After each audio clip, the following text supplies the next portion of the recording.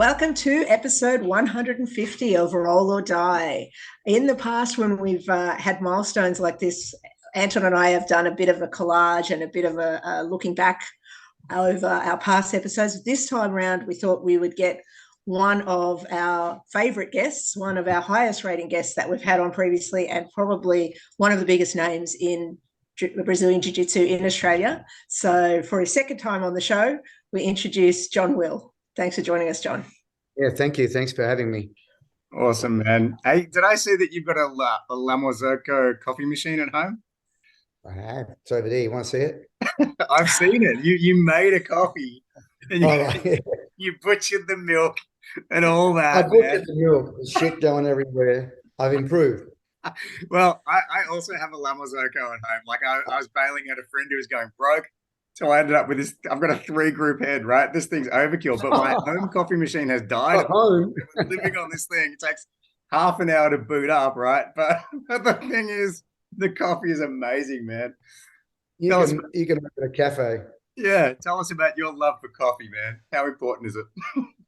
No, it's not that important, really. I mean, I have one a day. That's good enough for me. But I used to just have a machine that was like push button and make it happen. But then COVID came, so I had time, which was awesome. Like, Yeah. I had all this time that I never used to have. So I just was filling the time up with learning things. And one of them was I may as well learn to make a good coffee. That's all. So if I'm going to have the one, that I want it to be a really good one. So yeah, down the rabbit hole I went. Watched James Hoffman, who talked me into it. And then, Awesome. that's it. A bit of background on that, John. Anton and I had a bit of a conversation about how we would approach this episode. And I sort of said, look, we've got one of the best names in jiu-jitsu here. You know, you've got all this knowledge, all this information. Like, let's really dive in and get to know him. What can we talk about? Anton said, let's ask him about coffee. Like, Anton, really? So that's the way. But hey, we're getting to know you, and that's what I guess we want to do in this episode. Yeah, because I think last time we did a lot on the history of jiu-jitsu, your past and your role in introducing it to Australia. But yeah, let's thanks. Anton and I sometimes have different approaches to how we approach the guests, and straight off the bat, thanks, Anton. No, right in, I like it. Right in on the coffee. So yeah, as I said, we want to try and like get to know you and get your advice and your opinion on things that you can perhaps offer to our listeners. I want to take it off with asking what you feel around competing. How important do you think that is for athletes? Do you think it's necessary to improve their jiu-jitsu? Not really something they need to do. Everyone should do it a couple of times, or what's your thoughts? Yeah.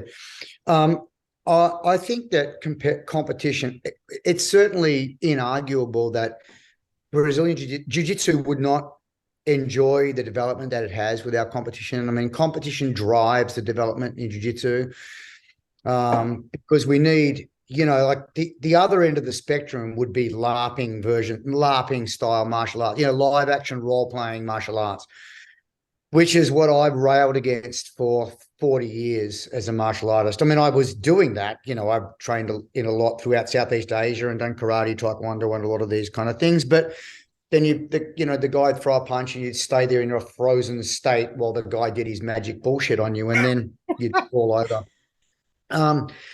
And I just hated it because the fights that I got into, it wasn't, it just wasn't like that. And I even see gurus now, these people that some of them are quite well known and very well respected, and they are still LARPing bullshitters. And it's okay, but I mean, it looks better. And some of them are quite polished in what they do, but it's just not how fights work. Fights don't have people standing upright, It just doesn't work like that. So the other end of it, competitive BJJ is not the other end of the spectrum. It sits maybe 2/3 of the way up, because there are military and pointy end of pointy end of military applications, which is life death. That's up at the end, let's say, and then down the other end you've got LARPing, and then in the middle, you might have, BJJ, recreational BJJ, and recreational, recreational kickboxing and wrestling and judo and boxing, white collar boxing, where people are, infinitely better than the LARPers, infinitely, but they're not at the pointy edge and they don't want to be. They just want to go to work next day, and the things they get out of it are different things. They are getting better measurably, because they're pitting each other against each other in the class or the mat or the ring with their fellow trainees, and they're getting social aspects. They're getting friends, like some people would get in church or something, way back in the day or even now. But so we're replacing a lot of the socialization. You can get that, and your strength, health and fitness and all of these things. But the development of BJJ, for that, you need non-compliant people. So, and I mean, that's what you develop. That's what you need for the development of any truly functional combative system, is you need to have people that are not complying. Right? If you had to distill it down to one thing, that's the thing that I would distill it down to: is the person you're training with compliant or not? So if they're trying to stick you with a knife and they're going like that, and they're stopping, that's compliant. And you can do anything that your imagination comes up with. But if they've got you by the hair and they're just sewing machining you in the gut, then that's non-compliance, and that's when you'll die, or you'll fail miserably, or you will develop through trial and error.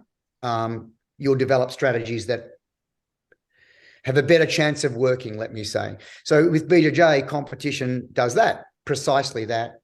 You've got a guy out there or a girl out there who doesn't care about you. They want to win at all costs. They're going to use all their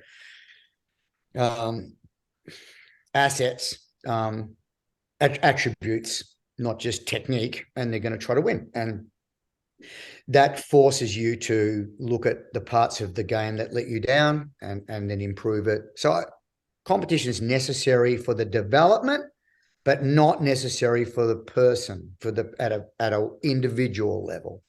I guess for the overall idea. I think everyone should compete once or twice anyway. Yeah. Said that. I think it's good because at least they know where they stand. Yeah. I mean, for me, what I've found is like the more advanced my level gets, the less compliant people are. So as well, like I don't know, getting close to brown now. And so it gets harder and harder. And like, I'm not getting any younger. Like, I'll be 50 in August or something like that, August next year. So, I feel like I'm in a really tough position as far as competing, because it's very challenging for me. Like my health is going like this, I think maybe it's not, I don't know. But it feels like I'm not getting any younger, and like psychologically to have the confidence to step out there. And yet I really know exactly what you're saying is the truth. Like, if I want to advance my level, I'm going to have to keep testing myself against people who really don't want to let me off the hook. So do you think it varies depending on your age, for example? Is age a factor in this? I mean, probably. I think a lot of people use age as a bit of a cop-out, like, old man jiu-jitsu. I always like recoil a little bit at that. Like, I'm 63. I don't care. Right. And I can do berimbolo half a dozen ways and do whatever I need to do. Now there'll be other. So I think I don't like people using age as a cop out.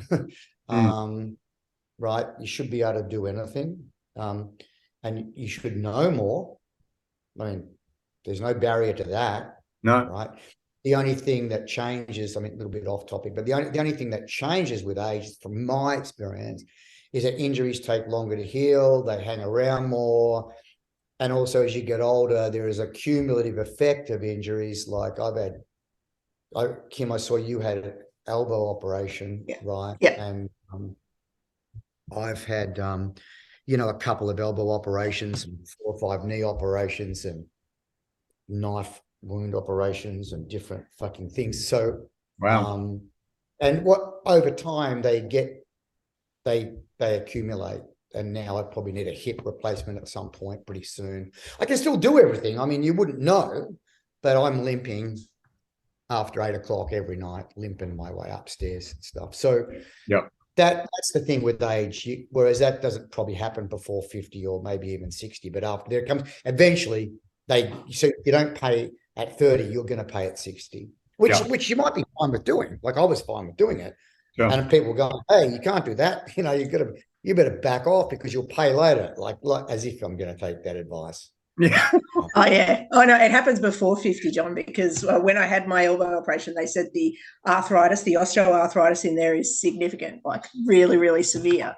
And I thought, wow, my elbows don't give me any trouble at all, but I can't wait to see what's going to go on with my hips. So, right, because we normalize it. That's normal. Like, you know, that's our new, like, that's the range of my arm. It can't go more than that, and it can't straighten more than that. Yeah. But I never think all the clicking, all the noises and stuff like that. Yeah. I just But you just adapt, you know, because it's not traumatic. So you know, you just move to brush your teeth. You just do it a certain way. You throw the peanuts in your mouth from, you know, can't, like you don't. That's right. But you adapt so slowly over time, like boil the frog, you know, and slowly you just think it's normal, but it's not normal. And later on, someone says, you've got to a point, or you'll get to a point where you need to attend to it. But then that creates the whole what's normal conversation, right? Because it's also not normal to be just sedentary on the couch watching Netflix 15 hours a day and not doing any exercise and just eating pizza. And, you know, so it's like, which way are we going to distract ourselves? I know which way I'd rather distract myself. No, that's a good point. That's a good point. You got to pick your flavor of self-destruction. That's a good title for this podcast. Yeah, Pick awesome. Your flavor of self-destruction. Awesome. We spent days talking about it. So John, have you got any advice for blue belts? Why do you think? I don't think we talked about this last time, but blue belts, why do they quit?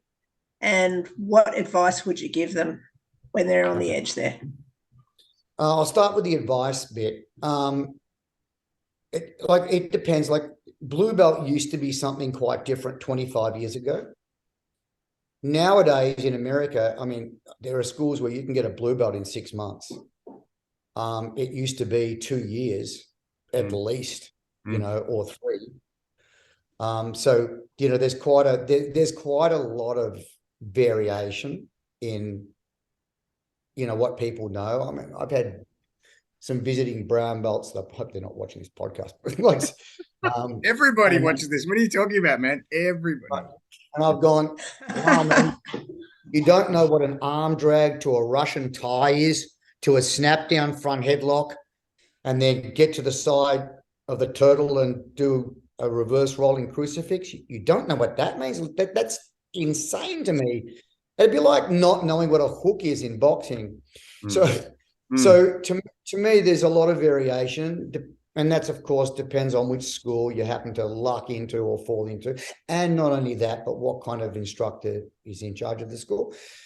But blue belts should be historically, and certainly what I do, is they should have an overview, like a good overview, right? Not a master of anything, or not, they haven't maybe drilled down, but they should know, you know, a little bit about, within reason, a little bit about not everything, but most of the main BJJ thing. So you should, you know, they should know Americanas and triangles and arm bars from various angles and omoplatas. They should have been exposed to all of these things. And a little bit about spider guard and top guard and close guard and butterfly guard, and a little bit about takedowns. So a little bit about everything. It's kind of like going to university and doing, what's it called? Arts. No. Well, you know, something general studies or something that's, it's not going to get you anywhere in life. It's cute and it's a start. It means you can turn up maybe. So it sort of means that. And then from there to purple belt, I think it's more about, okay, now you're drilling down on it. You're identifying, having taste tested a lot of different things as a blue belt, you've chosen to be vegan, you've chosen to be carnivore, you've chosen to be, you know, so you're starting to figure out what you like, what you don't like, what your strengths and weaknesses, and develop some kind of game, some basic personal game. Just one sec. Kim, could you just mute while you're not talking, please? Just because of your background noise.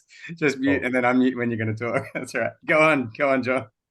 So I think that's what a coach's responsibility is to get someone to blue belt, is to make sure they give them a bit of an overview of what BJJ is about, so that then later on you can drill down on any of that, and they're going, oh yeah, I know it. I know what a triangle is, but now you're telling me you want me to figure out 10 ways to set up triangle.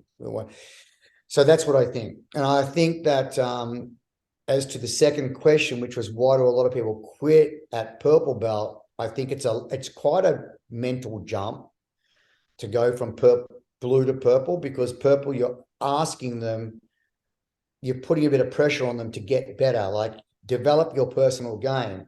So suddenly it's not like if a blue belt's a smorgasbord of food, a buffet, you know, that's easy, like in a way. But now you're saying, okay, not a buffet anymore. Now we're going to do this very specific thing and we're going to drill down. So that's quite a different shift. You know. That's really interesting. I totally I can see that. Like I can see now that I'm expected to be a specialist at purple at the things that I do. And sometimes I get shown up for not being a specialist, even at the things I think I'm a specialist at. Then it's even more confronting. So I really understand that there's this element. We want to look good and avoid looking bad, you know, through our journey. We want to try and get away with that, and we just can't. You know, I know for myself, I get confused. Single X, X guard, De La Riva. You ask me to do any one of those three, and some days I just won't even know. You know what I mean? And I'm like nearly brown belt. That's ridiculous. Like, what the hell? You know? And I feel that's unacceptable. Okay. In your defense, it was easier to do that 25, 30 years ago than now, because it is a full-time job to keep abreast of developments now. Right. Like if someone wants to know, like I taught some black belts this morning and the subject matter was single leg X guard, but I use first principles thinking. I don't just start in single leg X guard. The question becomes, how did you get to single leg X guard? Right. And that becomes sitting versus standing. How are you going to use your foot to hook sweep him if he turns toward your back, front side, you know, you hook sweep him. So from the back, so that then you come up on a low single. But if he high steps out of it and goes to your back, then you hit the single, then you hit shin on shin. And so instead of just doing single X guard, but hang on, you're not ready for that, because you can't get me in single X guard. You've just tried, you failed. So what's the use of starting there? So now you've got to go sitting versus standing and that little strategy, and then that'll get you to shin on shin. Shin on shin will get you to single leg X guard. Single leg X guard will get you to staggered X guard, full X guard, or reverse X guard. And then what, you know, and how do you unbalance from single leg X guard, the 4 different directions? So what was my point? My point was some of that didn't exist 30 years ago. Right. Yeah. Right. So, I mean, let alone now I've got the single X guard or reverse X guard, so I can, you know, get his feet up in the air and drop him down into double trouble, or, you know. Yeah, you're right. There are so many variations. And I think, I don't know if he came up with this or not, but I remember Kit Dale once posted that if you studied jiu-jitsu your whole life, you couldn't learn more than 5% of it. You couldn't master more than 5% of it. And I tend to agree with that. Like, even just in what you're saying, there's probably hundreds of hours just developing that chain, you know, through, you know, to get to single leg X and then to sweep someone with that. You know, there's at least 100 hours just in those variations. You know what I mean? So yeah, I can see, and it's just getting deeper and deeper and deeper all the time. People are really thinking about this. It'd be like we buy this jigsaw puzzle box of 500 pieces, and when you and I sit down and we try to put it together, but as we're doing it, you got 5 people over there making new pieces, throwing them in all the time. Yes. And so you can't reasonably have an expectation that we are going to get all over that. Yeah. Yeah. They're doing it faster than what we're, you know. Yeah. So that begs a question then, well, what do we do? Like, if I, you know, especially if you're a high rank, then what do we do? What's our job? And I'm pretty clear on what my job is, if you're interested. And that is to simplify these ever expanding, they're becoming increasingly complex on a daily basis, you could almost say. How do we simplify that? I don't need to make it more complicated. I can do that, but it's not helping anybody. I think it's much more helpful to say, so if okay, we'll just stick on this topic. Could be any topic, doesn't matter. Could be leg entanglements. So out of these leg entanglements, there's 200 things, let's say. What do we do? Where do we start? Now, you can just randomly start somewhere if you want, like, you know, cross inside Ashy and start working at it. But that's unhelpful, because why did we choose that? And why not outside Ashy? Or why not basic Ashy? Or, you know, and why did we start from the bottom and not from the top? Why did we start from the top and not from the bottom is what I meant to say. But, you know, so there's all these different questions. And I like answering those questions and saying I'm very clear on where I would start and why I would start there. And I want to have a thesis for that. Right. Now, you might argue against my thesis, but at least I've got a thesis. No, I'm very clear on, with the leg entanglements, I think you should start with the 6 different leg positions. Right. I mean, if there's one side straight, it's basic Ashy, one leg each side, outside Ashy, both feet out, inside Ashy, both feet in with the straight leg. But then you've got the same 3 with the cross leg. So that means 6. So you start with the 6. You look at the relationship between how you can move back in between them, just like we would from side control to north-south to mount, right? But people don't seem to do that when they hit the guard for some reason, but they all go, of course we've got to go side control, north-south, side control, mount. Of course, we see the relationship. What about the guard? I don't know. I'm following a different fucking program. So no program, which is code for no program. So you learn the different positions, you learn between, then you pick one, let's say cross inside Ashy. And then you'll go, okay, how can I get there? Yeah. From passing the guard from the bottom, you know, and there's 20 ways to get there, you know, and then you'll drill down in that, and then you'll pick another one. And then, so, you know, but you've got to have in my view, at least, a very systematic approach to it, especially if you want to be a coach. You don't so much have to be like that if you just want to compete, because you just pick the bits out of it that suit your game, that already plug into your game. If you're a big knee cut passer, then you'll just need to know how to backstep over that to get cross inside Ashy. Yeah. Right. If you're never on the bottom, then there's no need to do. So it's different. It's easier as a competitor. But if you want to be a coach, you should be able to ask me any question about all that subject and any other subject. And I better have some answers, and I better have a structure. Otherwise, I would question whether I should be coaching. Clear. Thank you. It's a bit hard, but that's what I think. I love it. That's great. We're not going to have this episode out for several weeks, but you mentioned that very shortly you're going to be going around the world trip. Can you tell us a bit about that? No, it's just a holiday. I'm just going tomorrow.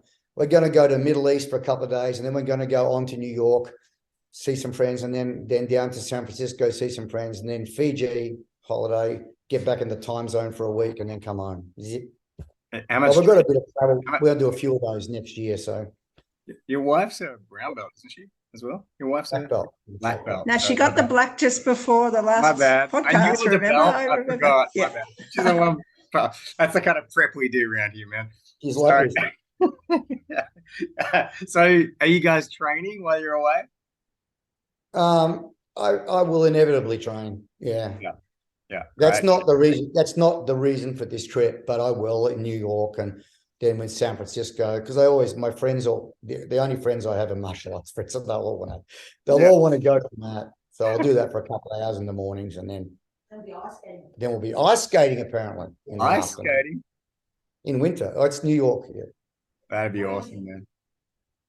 That's more dangerous So- probably than BJJ, I reckon, for the hips, man. Yeah. Watch out.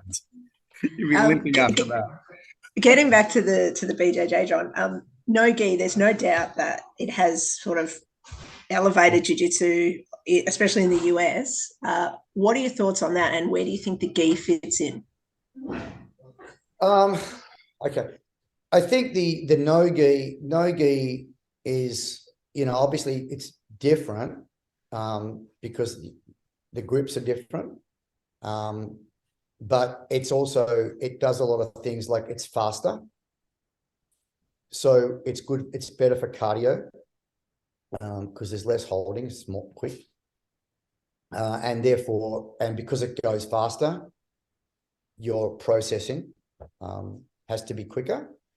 So it's good for that. But therefore, it's probably the worst thing for a beginner because would you take it to the gym and go, let's just go really fast? Let's just do the deadlift, the kettlebell, right? So you wouldn't do that there. You put training wheels on it and make sure the form was good and all of that. So the same thing. So the gi is kind of like training wheels or getting your form right, because you can physically slow the fight down to the point where the rate of the roll is matching the rate of your processing. Whereas throwing people in the deep end with no gi, the rate is going too fast for them to process. Okay. Now, some kinesthetic learners, people and natural athletes will be okay with it. But the problem with it is Darwinian forces will come into play, and then people will not feel good because they're not making the progress and getting smashed. And they're some of the people that you want to keep them, and you're getting rid of the wrong people. I think your connection's a bit off, or is it mine? Mine was okay. I heard all of that. That ties back into your theory about why people quit, John. That ties back. Yeah, that ties back into your theory about why people quit. If everybody around them is developing faster than them, and it's maybe because they've invested in only no gi, and so it's all just too fast, then they're probably going to think less of themselves and quit. So, well, people stay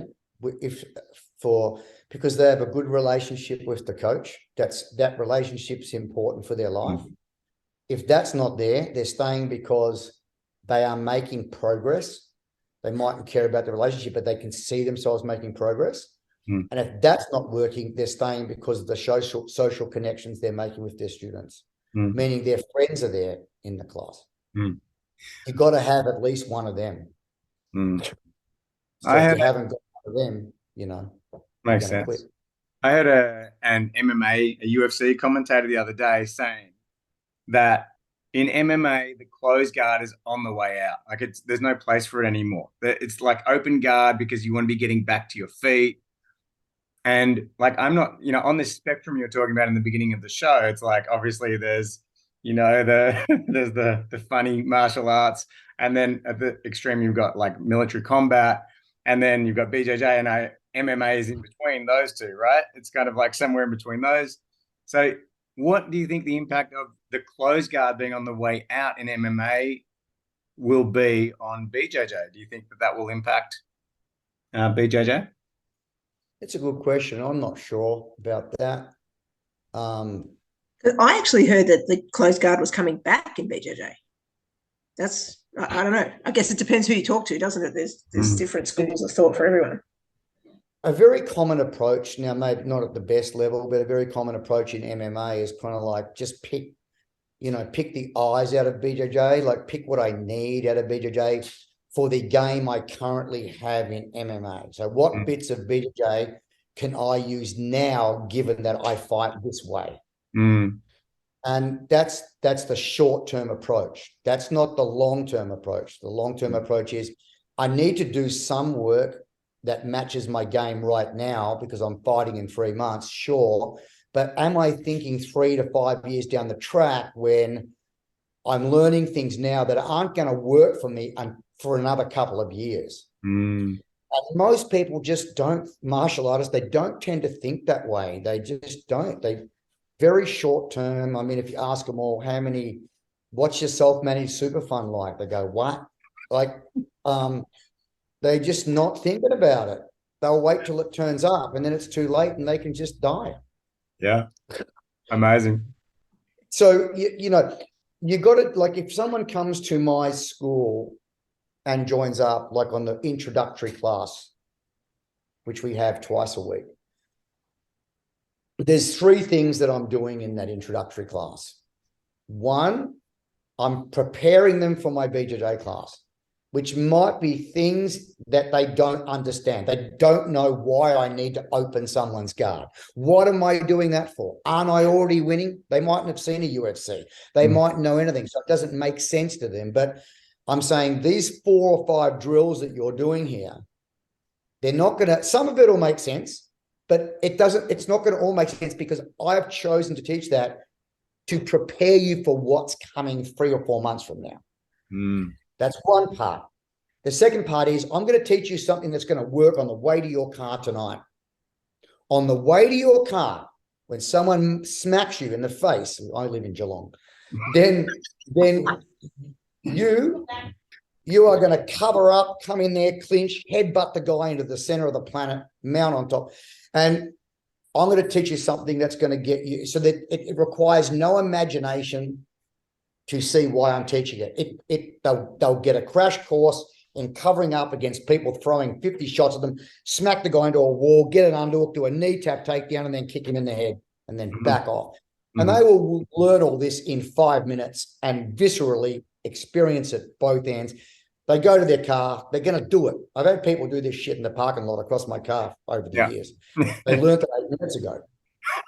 But that's the opposite. That's like not learning something for the future. That's like one. And the other third is the culture of my school.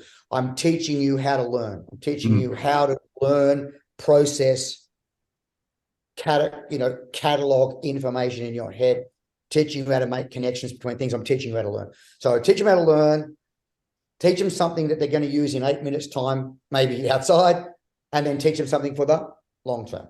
Amazing. So, and I think, MMA, again, right? There's got to be a balance. Some of your training has to be about now and this fight that's coming up. Some of it's got to be maybe about very specifically the guy you're going to fight. And some of it's got to be about, no, this is long term. The things that we're doing now in this part of our training is for the future you. DSP always trained that way.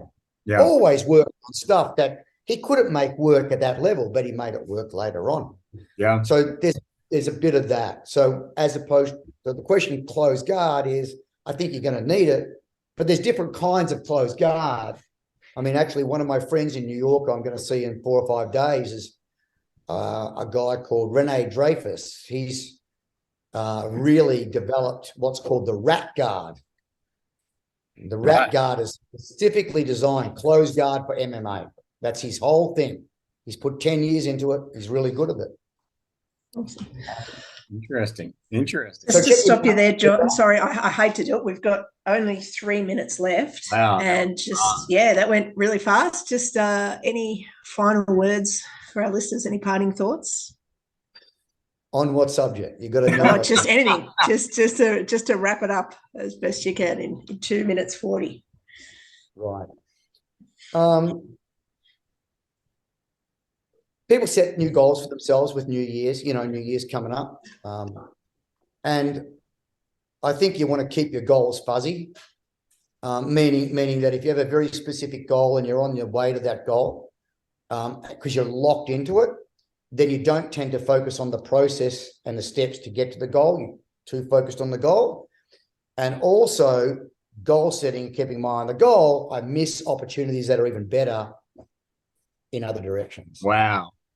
Fuzzy goals for 2023, meaning keep open, keep agile with your thinking, be prepared to change your mind, have a strong opinion, but hold it lightly so that in the face of new information or new ideas, you are willing to give up your position and go down another track. So that might be something for 2023. Man, wow, that's awesome. Just blown my mind. So counterintuitive, and nobody says that, So I really appreciate you saying things like you always just speak straight as they are. We've got to have you back on, man. I don't know, as soon as, maybe episode 200 or something. Maybe you're our 50 episode guy. We keep bringing you on for the milestones. 50th episode. That's good. That's right. That works with my OCD perfectly. Thanks good. so much, man. All right. Thank you again, and have a great trip. Merry Christmas, and we'll see you soon. Enjoy your travels. Enjoy your coffee. Bye. Talk to you later.